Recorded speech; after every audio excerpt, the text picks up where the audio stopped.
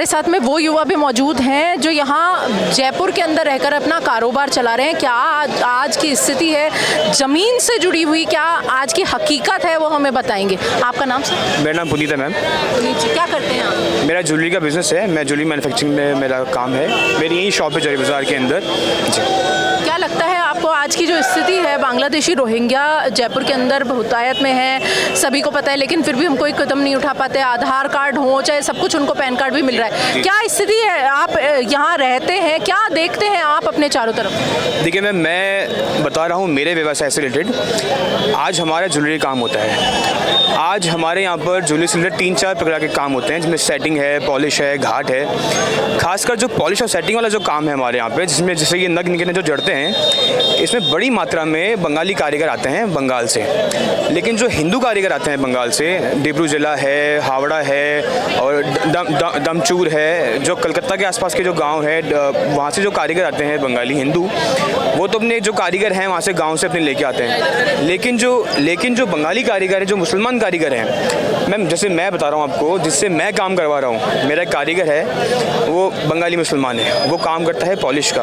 उसकी दुकान में 2 बांग्लादेशी काम कर रहे हैं। और ये चीज़ सब लोग जानते हैं कि हाँ क्यों अच्छा ऐसा क्यों हो रहा है, क्योंकि वो कम लेबर में काम कर रहे हैं, उनको सस्ता पड़ता है। वो एक कमरे में 5-6 लोग काम कर लेते हैं, वहीं रहते हैं, वहीं सोते हैं, वहीं खाते हैं, वहीं रहते हैं।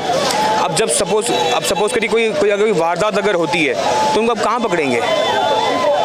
उनको आप कहीं भी नहीं पकड़ सकते हैं। बाबा जी, क्या होना चाहिए? बांग्लादेश में आज हिंदुओं के ऊपर अत्याचार हो रहा है। बांग्लादेश में हो रहा है। बांग्लादेश का निर्माण इंदिरा जी के समय हमने करवाया, और आज हमारे साथ में ही वो सलूक करें जो दुश्मन के साथ भी नहीं होता। हमारे लोगों को जेल में डाल रहे, संतों को, जबकि हमने कहा संतों के आगे तो हम डंडा लेकर के रक्षा करने के लिए बैठेंगे। ये हमारी परंपरा, संस्कृति है।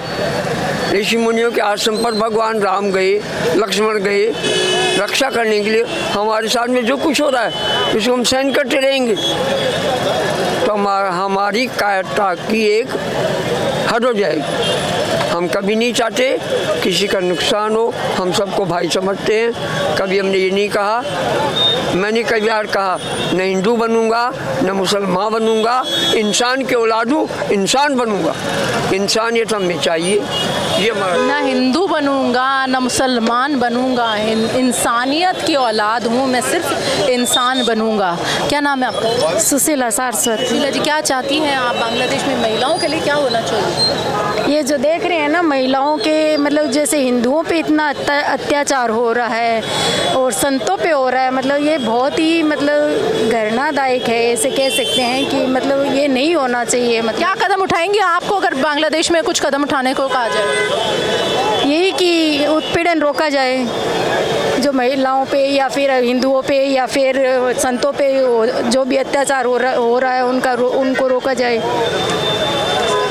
आपका क्या कहना है सर? सबसे पहले अपना नाम बताएं। श्रवण देवाल। मैं ये कहना चाहता हूँ बांग्लादेश के उन सब लोगों को जो ओछी मानसिकता से वहाँ रह रहे हिंदुओं पे जिस तरह का अत्याचार, माँ बहन बेटी के साथ दुराचार जैसी घटनाएं करके वो हिंदुस्तान के और हिंदुस्तान ही नहीं पूरे विश्व में निवास करने वाले हिंदुओं के आत्मा को ठेस पहुंचाने का काम कर रहे हैं। और जिस तरीके से अगर हमने इस बात को सीरियस लिया है और जिस तरीके से व्यवस्था करेंगे, बांग्लादेश भूल जाएगा कि मैं नक्शे में भी था क्या। ये भारत जो है 1971 का नहीं है, ये भारत 2023 का है। और उनको समझना चाहिए कि वर्तमान में भारत में जिस तरीके का राजतंत्र चल रहा है और जिस राज को चलाने वाला व्यक्ति नरेंद्र जी मोदी हैं, उनके आग के इशारे से डरने की जरूरत है बांग्लादेश को, नहीं तो हम दूसरे तरीके से भी जवाब देना जानते हैं। बस मैं यही कहना चाहता हूँ। बांग्लादेश में हो रही हिंसा को रोकने के लिए आज युवा एकजुट और एक साथ होकर खड़ा हो गया है। ये जयपुर है, छोटी काशी है, और यहाँ पर हमारे साथ में युवा मौजूद हैं जो कि आज एक सुर में यही कह रहे हैं कि बांग्लादेश में हो रहे अत्याचारों को रोकने के लिए हम अपनी पूरी जान लड़ा देंगे, कैसे भी करके अपने हिंदू भाई बहनों को वापस अपने देश लाएंगे। क्या नाम है आपका? मेरा नाम महिपाल सिंह। महिपाल, क्या कहना है आपका, किस तरीके से आप बांग्लादेश में हो रही हिंसा को रोक सकते हो? मैम, अगर बांग्लादेश का हर हिंदू नहीं बचेगा तो हर बांग्लादेशी भारत में मरेगा। कैसे मरेगा? काट दिया जाएगा, चौराहे पर टांग दूंगा बांग्लादेश के झंडे के साथ में। बिल्कुल मिले तो सही, मैम मिल रहा ही नहीं मेरे को बांग्लादेशी। ढूंढोगे कैसे? अब ये तो मैम प्रभु मिलाएंगे। प्रभु मिलाएंगे? हाँ, जैसे तो प्रभु ही बचाएंगे? बिल्कुल मैम। बांग्लादेश, महाकाल का आदेश, बांग्लादेश में भी प्रभु ही बचाएंगे? महाकाल का आदेश आया मैडम, काटो। क्या आदेश है? काटो। फिर कैसे बांग्लादेशी रोहिंगे को काटो, छुरे से, चाकू से काटोगे? मतलब अपने साथ में छुरे, चाकू, तलवार सब रखने वाले? जितने मैडम जिहादी हमारी बहन बेटियों के साथ जितने पीस करते हैं ना मैम, उनसे तो डबल ही करूंगा। बांग्लादेश में अगर पहुंचा दिया जाए तो कैसे बचाओगे हिंदुओं को? मैम उसका ये है कि बस उनको मारना सिखाऊंगा। जिस दिन कोई बांग्लादेशी मिला काटूंगा, बस।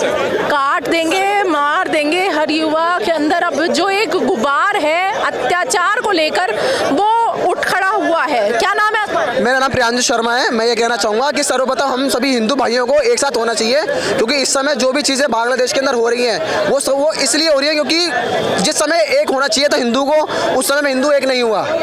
तो आज कैसे एक हो सकते हैं? आज मैम हम सोशल मीडिया वगैरह सब लोग चलाते हैं, आजकल सारे भाई लोग सोशल मीडिया वगैरह चलाते हैं, तो हम लोग इसी तरीके से सोशल मीडिया के माध्यम से हर एक हिंदू को जागरूक करने की आज आवश्यकता है। हम सभी को एक होना पड़ेगा, क्योंकि आज जो बांग्लादेश के अंदर हो रहा है, अगर हम लोग आज खड़े ही नहीं हुए अपने हिंदुओं के लिए तो कल वो हमारे साथ भी हो सकता है। खड़े कैसे हो? खड़े हम लोग एक दूसरे को जागरूक करेंगे कि आज हमें खड़ा होना है। जागरूक होके क्या करोगे?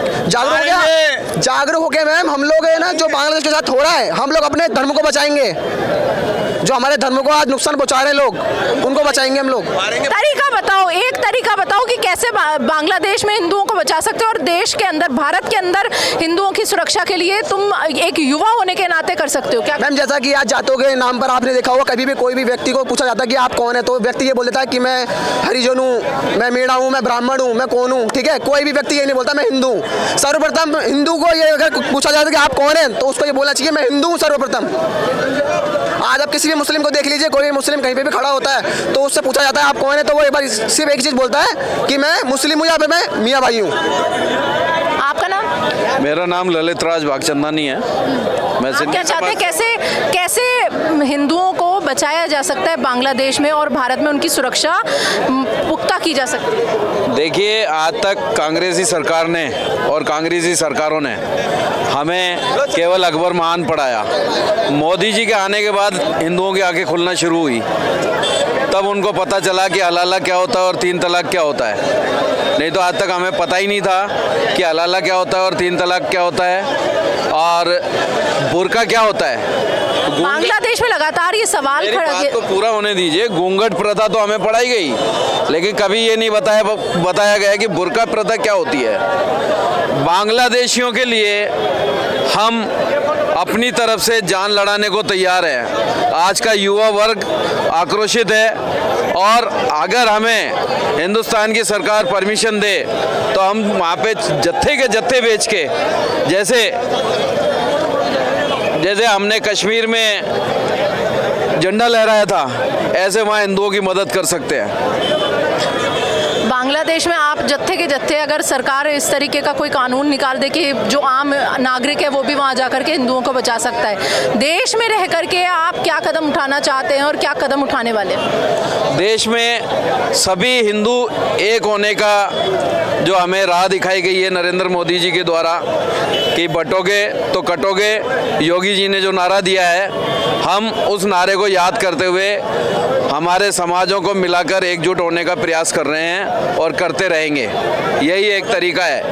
अगर एवं हमने सभी हिंदुओं को एक साथ जागरूक करने की क्षमता पाली और हमने ऐसा कर लिया तो अपने आप हमारा देश में हमारा जो हिंदू है वो सभी इजराइल के जैसा एक सशक्त हिंदू बन पाएगा, जिसके कारण जिस प्रकार से आज हमास पीछे हो चुका है, तुर्की भी बीच में उचकता है बट बाद में पीछे हो जाता है, वैसे ही बांग्लादेश भी जो अभी उचक रहा है अपने आप रुक जाएगा। मोहम्मद यूनुस घुटनों पे आ जाएगा, कांग्रेस भी मान जाएगी। ऐसे ही और वीडियोस देखने के लिए सब्सक्राइब करें मॉर्निंग न्यूज इंडिया को और जुड़े रहिए हमारे साथ।